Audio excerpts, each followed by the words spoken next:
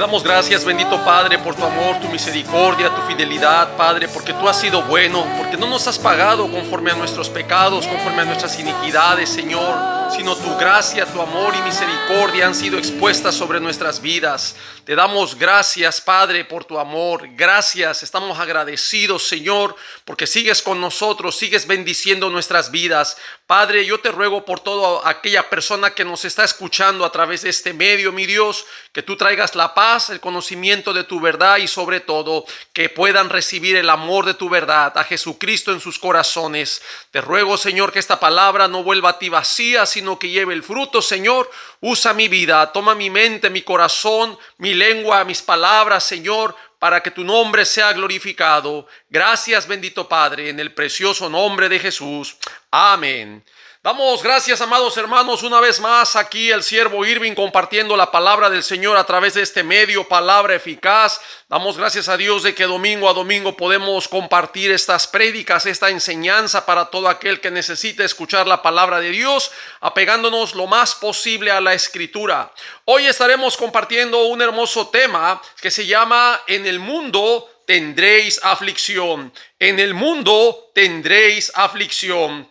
Estas fueron las últimas palabras de nuestro Señor Jesucristo hacia sus discípulos antes de partir de este mundo. Estas palabras expresan la realidad del sufrimiento y la injusticia que todo creyente en Jesucristo vivirá y experimentará en su travesía por este mundo. Qué interesante, amado hermano, que Jesús haya dicho que tendríamos aflicción, y es lo que realmente los verdaderos hijos de Dios experimentaremos en nuestra travesía por este mundo. Cuando hablamos de este mundo, no me refiero a los árboles, a las plantas, a los animales y a la naturaleza como creación de Dios, sino a un sistema político, social, satánico, que va en contra de los principios y del orden de Dios.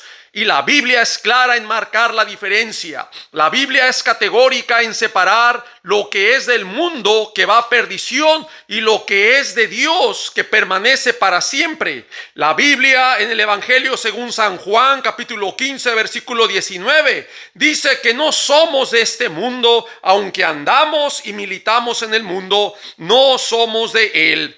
Todos los que hemos creído, amado hermano, y recibido al Señor Jesucristo como nuestro Señor y Salvador, no debemos coquetear ni ponernos cómodos en este mundo. Repito, todos los que hemos recibido al Señor Jesucristo como nuestro Señor y Salvador, no debemos coquetear ni ponernos cómodos en este mundo. Vea lo que dice el apóstol Pablo a la epístola a los Romanos, capítulo 12, versículo 2.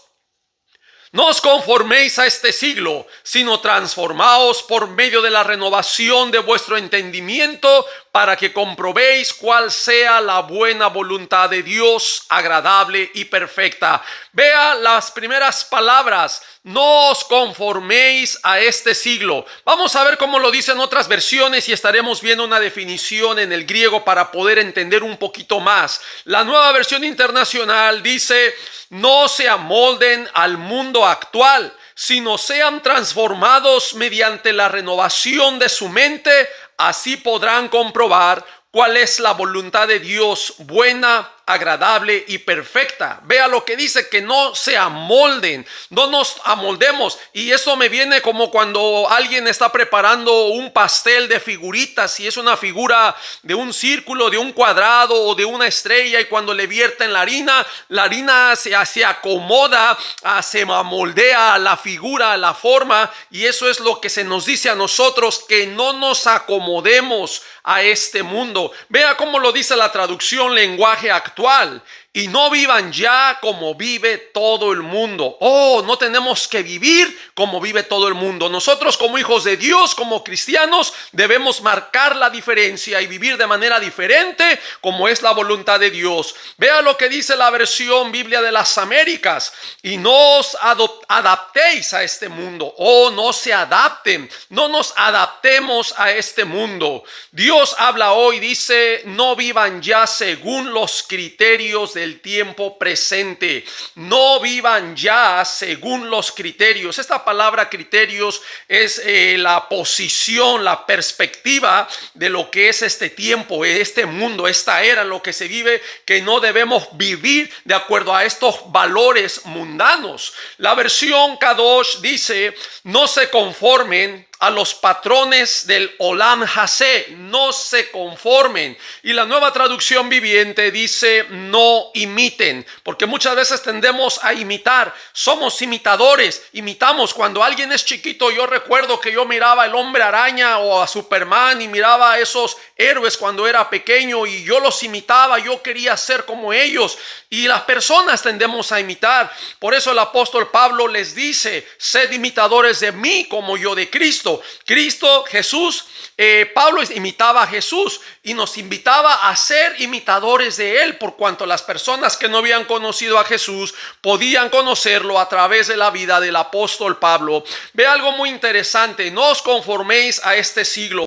Esta palabra conforméis viene del griego susgematizo, que significa por asociación, posesión, compañía, formar en forma parecida. Imagínense, casi idéntico, conformar el mismo patrón. Algunas versiones lo han traducido como amoldar, adaptar, vivir, imitar, conformar, acomodarse, configurar. Pero también tenemos, cuando dice no os conforméis a este siglo, esta palabra se ha traducido como mundo. Viene del griego aion y significa edad, era, siglo, tiempo antiguo, universo, perpetuidad, corriente de este mundo, es decir, parámetros del mundo. Cuando dice no os conforméis a estos parámetros, a estas ideas, a estos criterios, a esta posición, a esta perspectiva de lo que enseña el mundo, porque el mundo se guía a la carne, a la carnalidad, todo lo que es mundanalidad. Vea lo que dice la Biblia en Primera de San Juan, capítulo 5, versículo 19. Sabemos que somos de Dios y el mundo entero está bajo el maligno. Cada uno de nosotros, como hijos de Dios, como creyentes, nosotros sabemos que pertenecemos a Dios, sabemos que hemos creído en Jesucristo y sabemos que hemos sido sellados por el Espíritu Santo. Por eso es que tenemos esta confianza, esta seguridad, esta convicción de que somos hijos de Dios. Pero el mundo entero, aquellas personas que no han conocido de nuestro Señor Jesucristo y que están viviendo en tinieblas, están bajo el poder del maligno. Es lo que dice Primera de San Juan, capítulo 5, versículo 19. Vamos a ver cómo lo dice la traducción lenguaje actual. Sabemos que somos de Dios y que el resto de la gente en el mundo está dominada por el diablo.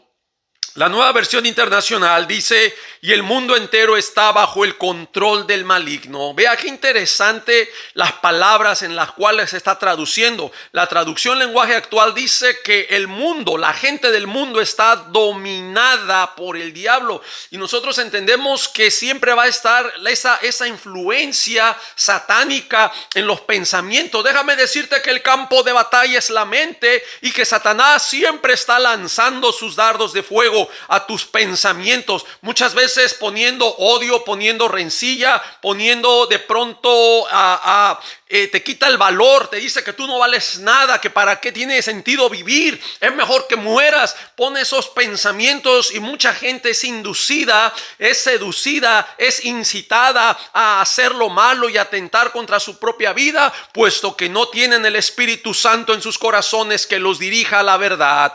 Qué interesante, hermanos, cuando las personas no tienen a Dios en su corazón. Siempre vamos a ser influenciados, siempre vamos a ser incitados por algo.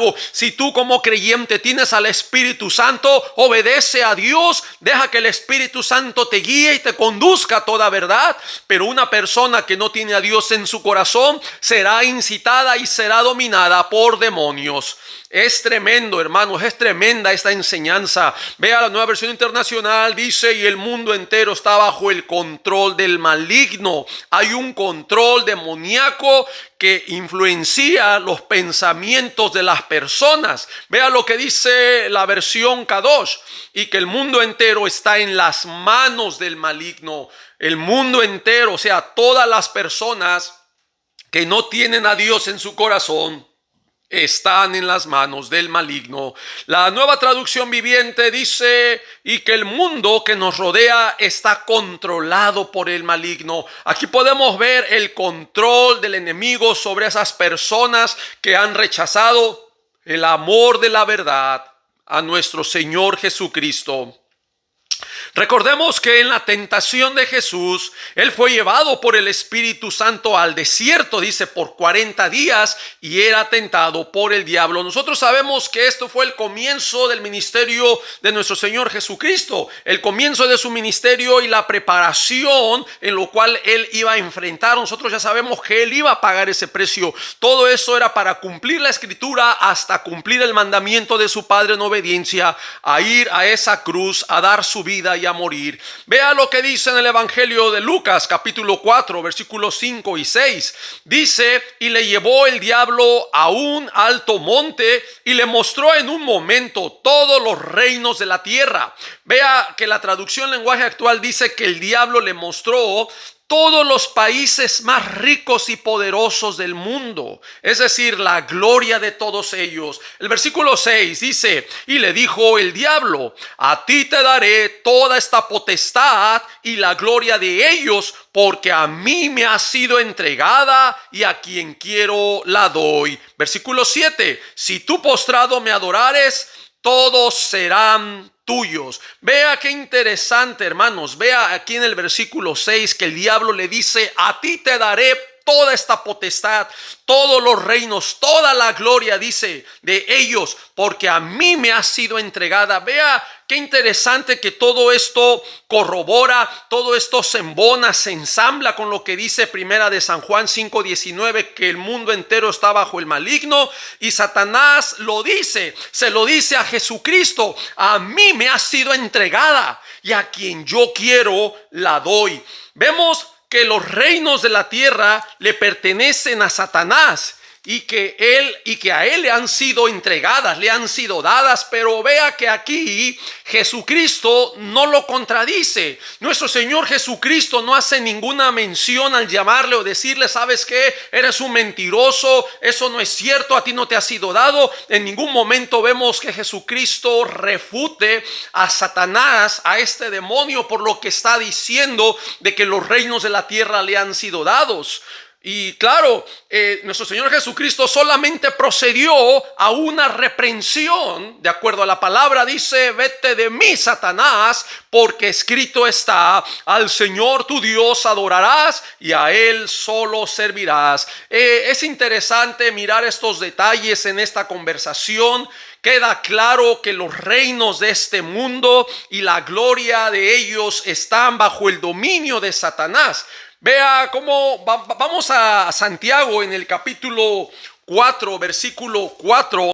Santiago 4:4 dice, oh almas adúlteras, ¿no sabéis que la amistad del mundo es enemistad contra Dios? Cualquiera pues que quiera ser amigo del mundo se constituye enemigo de Dios. Vea qué interesante y qué terrible que llama almas adúlteras. No le está llamando a los mundanos. Yo entiendo en este pasaje que no le está hablando a un impío, a una persona ajena a la voluntad de Dios, sino a alguien que está creyendo en Dios. Por eso le llama almas adúlteras. El mundano no va a adulterar, pero el que tiene a Cristo, el que está creyendo en Dios, claro que va a adulterar con el mundo, porque nuestro Dios es un Dios que nos demanda fidelidad. Y en esa fidelidad es parecido como el matrimonio. Cuando ya sea el hombre o la mujer engaña a su pareja, claro, siendo casados, engaña a su pareja, ya sea con otro hombre o con otra mujer, se le llama que están cometiendo adulterio, es decir, que están adulterando lo que es ese contrato matrimonial. El matrimonio es de Dios, es algo que Dios lo dio, esto no es invención del hombre, es Dios quien ha puesto estas reglas. Y cuando uno adultera, estamos dañando, estamos incrementando. Es como cuando usted compra leche pura de vaca y si usted le agrega agua, usted está adulterando el contenido. Se llama adulterar porque le está quitando propiedades que realmente tiene cuando es natural, completamente pura. Igualmente pasa en el matrimonio, la pureza del matrimonio, estando ellos en fidelidad uno al otro, y se comete ese engaño, esa traición, y hay una tercera persona, se está adulterando. En el caso de que no sean casados sería fornicación, pero dentro del matrimonio, una institución establecida por Dios que no es del hombre, y ahora el hombre la ha querido legislar y poner reglas y permitir que se case hombre con hombre, mujer con mujer. Es más, cásate con tu perro, con tu caballo, con tu gato, con tu gallina. Con tantas libertades han destruido esta santidad de lo que es el matrimonio, puesto que es una institución divina. Les dice almas adúlteras. ¿Por qué? Porque no están siendo fieles a Dios. ¿No sabéis que la amistad del mundo es enemistad contra Dios? O sea, ahí nos tenemos que dar cuenta que Dios demanda nuestra fidelidad, y si realmente hemos creído en Dios, debemos serle fiel a Dios y seguir a Dios y rechazar al mundo. Cualquiera pues que quiera ser amigo del mundo, se constituye enemigo de Dios. Qué interesante, hermanos. Ahora, ¿qué significa tener amistad con el mundo?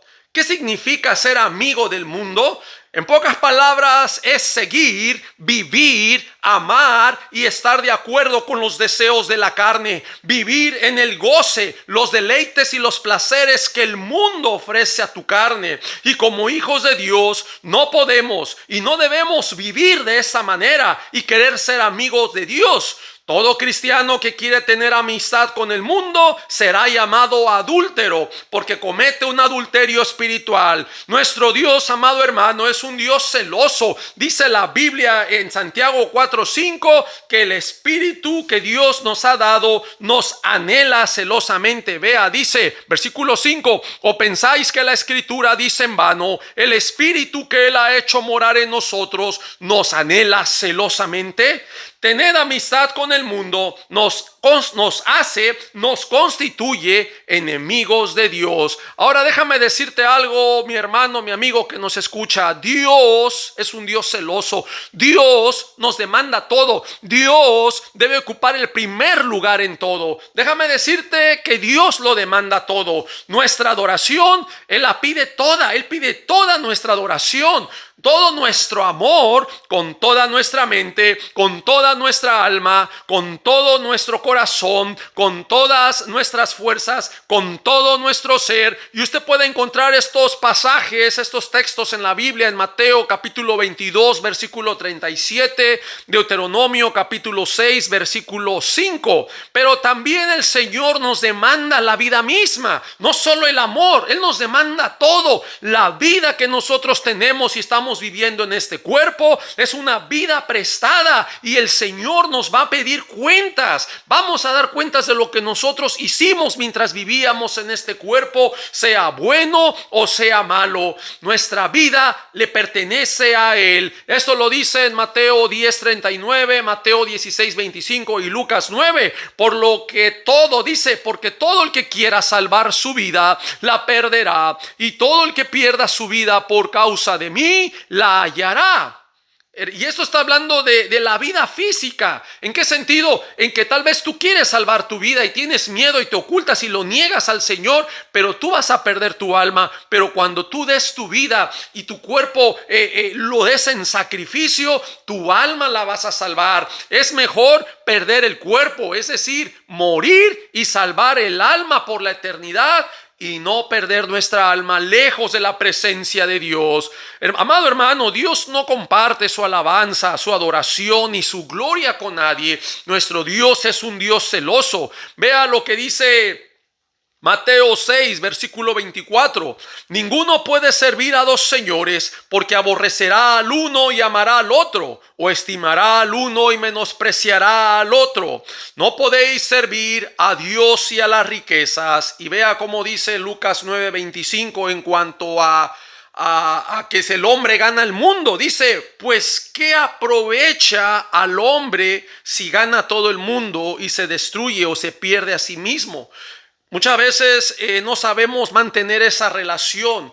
Acordémonos que Dios demanda y ocupa el primer lugar, y este mundo es algo temporal, algo pasajero, algo efímero en el cual nosotros tenemos que aprender a sobrellevar. Hay cosas que Dios nos ha puesto en este mundo, si es cierto, para disfrutar, pero siempre debe ser dentro de la voluntad de Dios, no dando cavidad al pecado, a la avaricia, a la envidia, a los celos, a querer tener más o amar a las riquezas. La misma Biblia dice que raíz de todos los males es el amor al dinero. Vea, no en sí el dinero, sino el amor al dinero. Cuando tú amas al dinero por encima de todo, no te importa si tu hermano viste o come o está en la calle, tú solamente quieres satisfacerte y tener en abundancia, y ahí caemos en el egoísmo y en la avaricia. Qué interesante, hermanos. ¿De qué sirve al hombre ganar al mundo, pero se va a perder su alma? Y viceversa, no podemos amar a dos señores. Número uno, tenemos que amar a Dios en primer lugar y darle gracias todos los días por las cosas que Él nos permite tener, pero no es afanarnos a lo material. La Biblia establece un orden. La Biblia dice que busquemos primeramente el reino de Dios y su justicia, y todo lo demás vendrá por añadidura. Es decir, las cosas que son añadidas son cosas secundarias, pero no debe ser la prioridad. Pero sin embargo vemos personas que buscan la añadidura, buscan esas cosas secundarias, esas cosas materiales, y las ponen como número uno, y a Dios lo ponemos como número dos. Y eso es algo triste, es algo porque ya no estamos siendo fieles a Dios, estamos amando cosas materiales, estamos amando más las cosas que Dios nos está añadiendo para nuestra vida, para poder vivir, como el vestido, el alimento, el calzado. Son cosas que sí necesitamos, pero nuestra adoración debe estar siempre en el Señor, en nuestro Dios, que Él nos concede tenerlo, que Él nos provee la fuerza para que podamos a trabajar y traer una economía, unas finanzas a nuestro hogar. Tenemos que llevar ese orden por sobre todas las cosas. Primero debe ser nuestro amor, nuestra adoración a Dios y toda nuestra gratitud a Él, y todo lo demás será añadido, pero con el fin de podernos sustentar. El verdadero Hijo de Dios, hermanos, en este mundo tendrá aflicciones, y la razón es sencilla. Simplemente no somos de este mundo, y el mundo obviamente nos va a aborrecer. Vea lo que dice en el Evangelio de Juan, capítulo 17, versículo 16. Jesús dice: no son del mundo, como tampoco yo soy del mundo. Y en Juan 15, 19, el Señor Jesucristo dice: si fueras del mundo, el mundo amaría lo suyo, hablando a sus discípulos. O sea, si ustedes fueran del mundo, el mundo los amaría.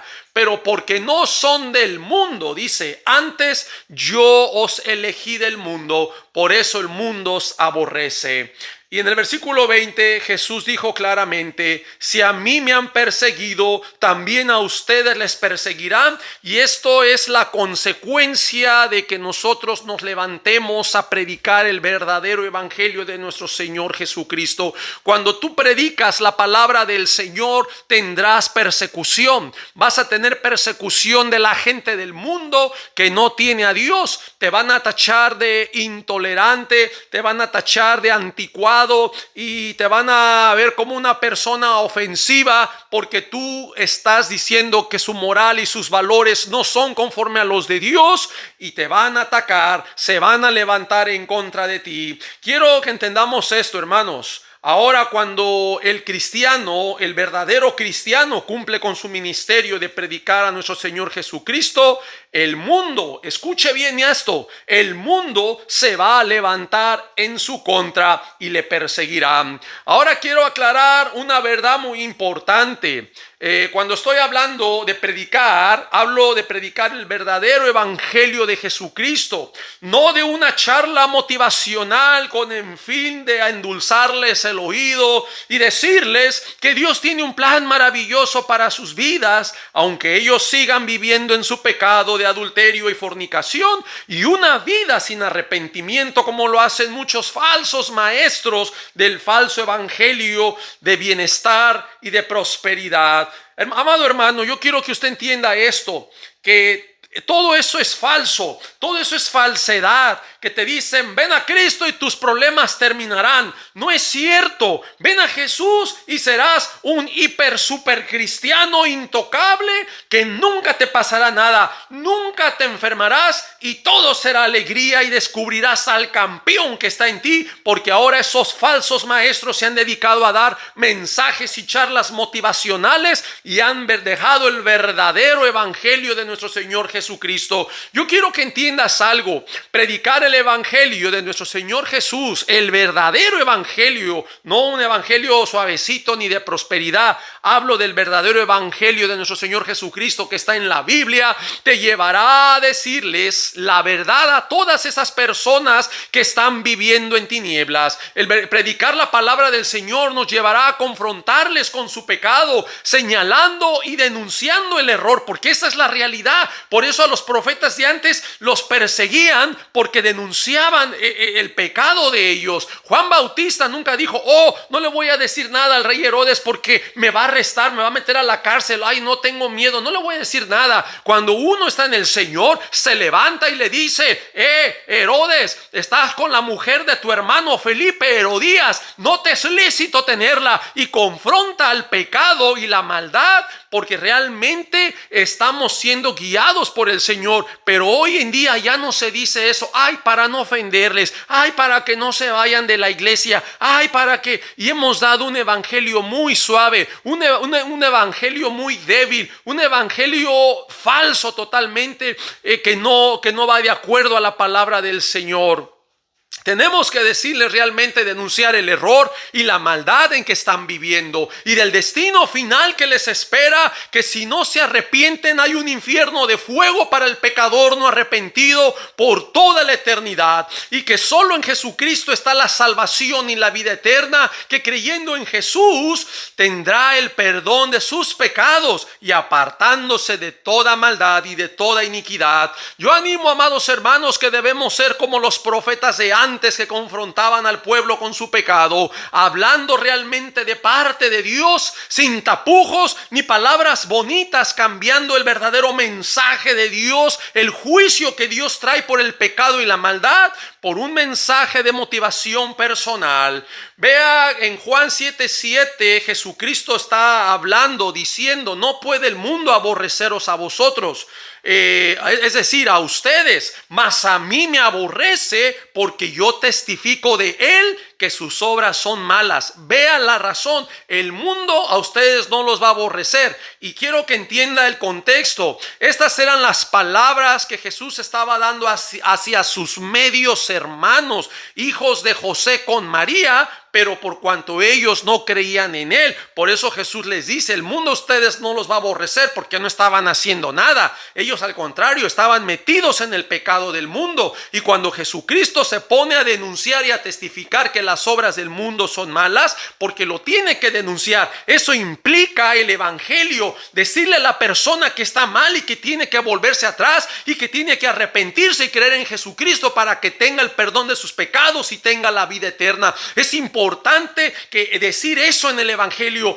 no que ahora Dios te ama. Está bien, sabemos que Dios nos ama, pero si sigue en su pecado y no se aparta de en su pecado morirá y va a ir al infierno, y Dios nos va a demandar de esa persona. Dios nos va a pedir cuentas porque nosotros teníamos la verdad y nunca los confrontamos, nunca les dijimos. Vea que nuestro Señor Jesucristo cita en Mateo 23:37 el resultado que tuvieron los profetas de antes cuando eran enviados al pueblo. Dice, Jerusalén, Jerusalén, que matas a los profetas y apedreas a los que te son enviados. ¿Cuántas veces quise juntar a tus hijos como la gallina junta sus polluelos debajo de las alas y no quisiste? Está diciendo una gran verdad. Jerusalén, Jerusalén, que matas a los profetas y apedreas a los que te son enviados. Y eso lo vamos a estar viviendo en estos tiempos finales, cuando te levantes realmente. Alguien me decía una vez: pastor, usted es medio trágico. No,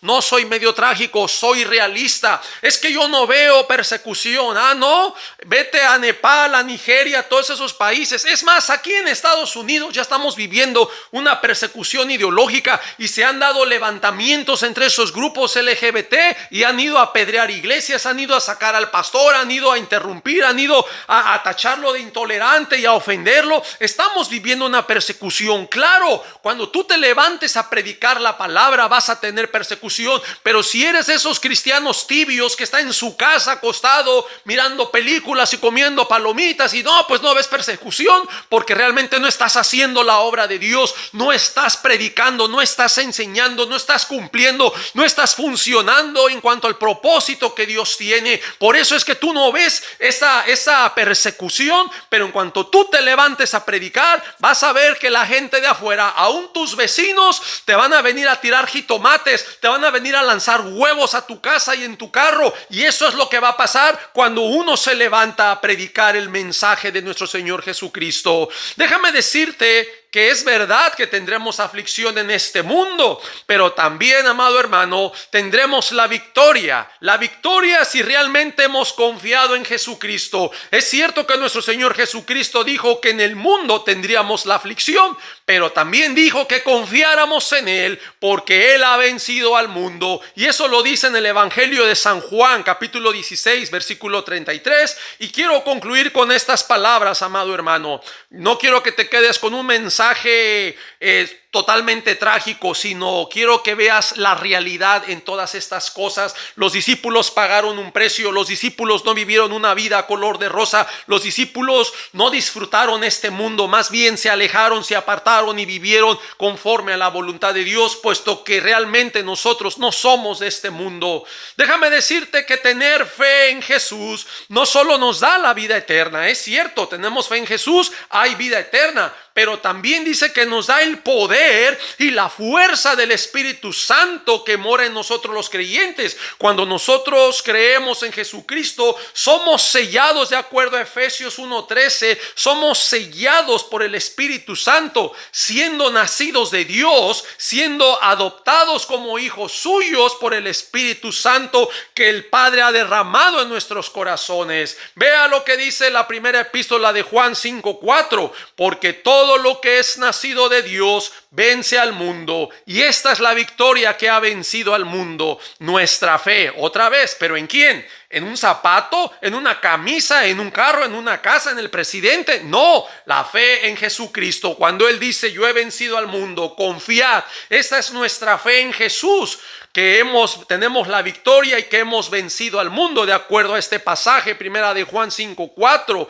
Y esta es la victoria que ha vencido al mundo. ¿Cuál? Nuestra fe en Jesús, porque Él venció al mundo. Y la primera epístola de Juan 5:5 dice: ¿quién es el que vence al mundo? Sino el que cree que Jesús es el Hijo de Dios. Cuando creemos en Jesucristo, y como dice Juan 1:12, por cuanto le han creído y le han recibido, nos ha dado la potestad, la autoridad de ser hechos hijos de Dios.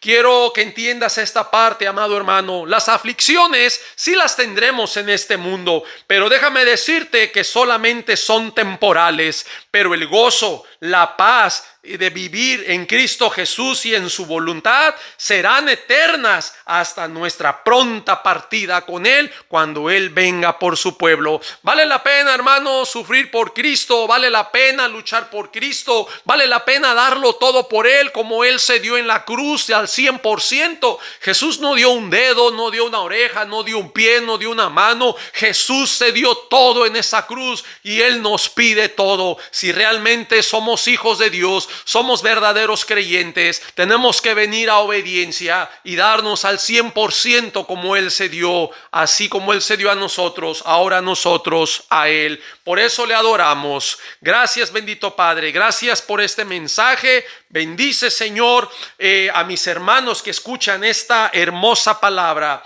Gracias te damos. Así que, amado hermano, Que Dios te bendiga, bendiga tu casa, tus hijos, tu familia, tus finanzas, te siga dando fuerzas para que podamos vivir en obediencia y que el Espíritu Santo siga fluyendo en tu vida y te siga guiando para seguir dando testimonio en este mundo que está en tinieblas y en oscuridad. Que realmente podamos ser luz, y esa luz no debe esconderse bajo el almud, sino que esta luz debe alumbrar. Yo quiero que pienses cuántos en tu trabajo saben que tú eres cristiano, cuántos en tu domicilio donde tú vives, en tu casa, el vecindario, saben que tú adoras al Señor, saben que tú testificas, o realmente eres de los hermanos de la secreta que creen en Cristo pero nunca hablan ni tampoco dan testimonio. Tenemos que ser luz. Te animo a que seamos luz en este tiempo de oscuridad, en este tiempo difícil, en este tiempo, y que este tema realmente podamos entender que sí vamos a tener aflicción,